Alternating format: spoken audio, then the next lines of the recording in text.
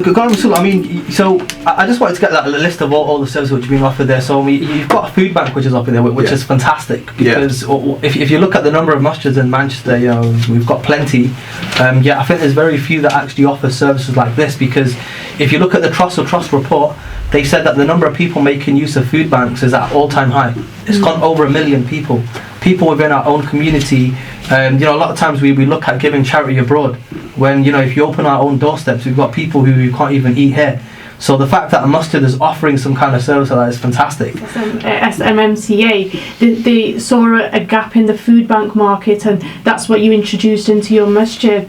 And that's what I think what each organisation needs to do. They need to figure out what's missing in their communities and fulfil that void, in essence. We met the first generation, but the Muslims who came in the 1960s and 70s, you mentioned during the break that their priority was obviously to feed the stomach. But then obviously, as they knew that they were going to stay here, they needed a place to worship, so then in came the masjids.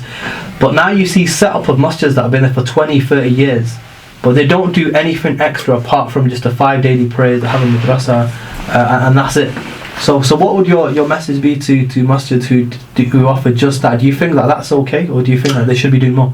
I think what they need to engage is their children who are born in this country and they're brought up here. They need to come forward into the committees, and they should engage them and involve them in running up the masjids. And I'm sure they will find it that they will be a great help to them. Where today's children, they are technically advanced, and they know this country's problems. Someone that's obviously involved in a masjid in the capacity that you are, and I know personally that you do allow many youngsters in to do things, and I think that's, alhamdulillah, very excellent. How do you keep that balance of actually making the right decisions, of engaging the youth, but also allowing the elders to have some, that control of a masjid as well? Because I can imagine it can become quite political in the sense that you have to keep everyone happy. I think what we need to do is maybe 50% of youth should come in, and elderly can stay 50% of them. Obviously they got experience, where I can tell you about my experience, that this masjid we bought it for £450,000, and that loan, I don't think my child, if he went out and asked somebody for Qazi, I would give him.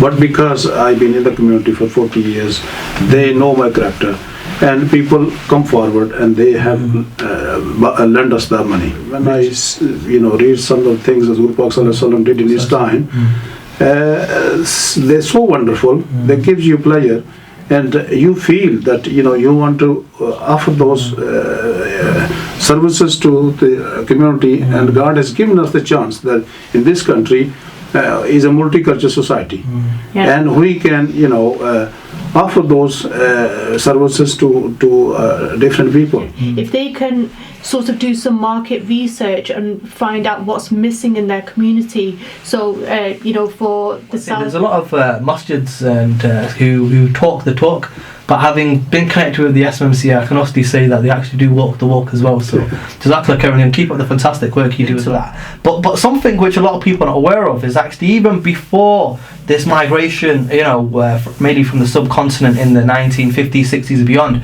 before that, there was actually already an institute set up known as, the Abdullah Quilliam Society. And I went with Ghulam to actually go down to this actual masjid, and that was one thing that I was really amazed and struck by was actually reading into the little history behind what he actually achieved, and there's actually correlation between during a society where even he had a backlash with his community. There's a correlation between that and maybe the Muslim community having a backlash with the wider community as well. So there's a lot we can actually take from there. Now, one of the things I was amazed about is the number of different things, because typically now a lot of the masjids, they offer the 5 daily prayers, your Jummah, they have a madrasa for the kids, and a lot of times that's it, that's where it stops.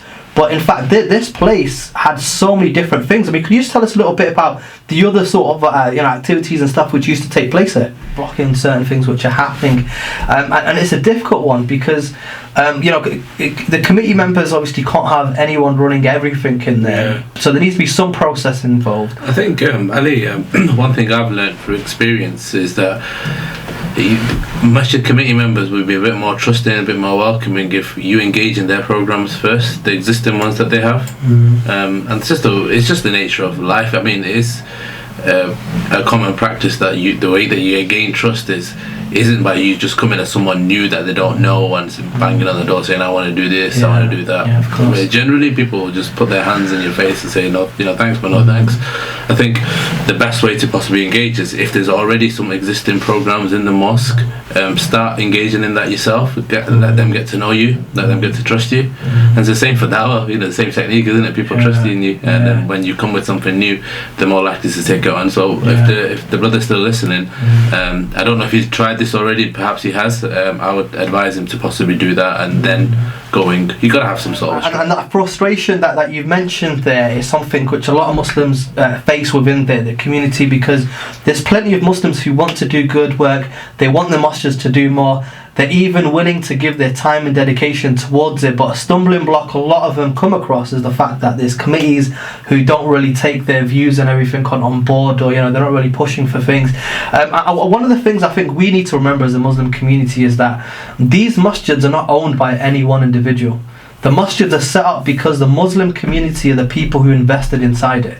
Those people who pay week in, week out during Jummah and just whenever the fundraiser's on, they are the people who are keeping the masjid going.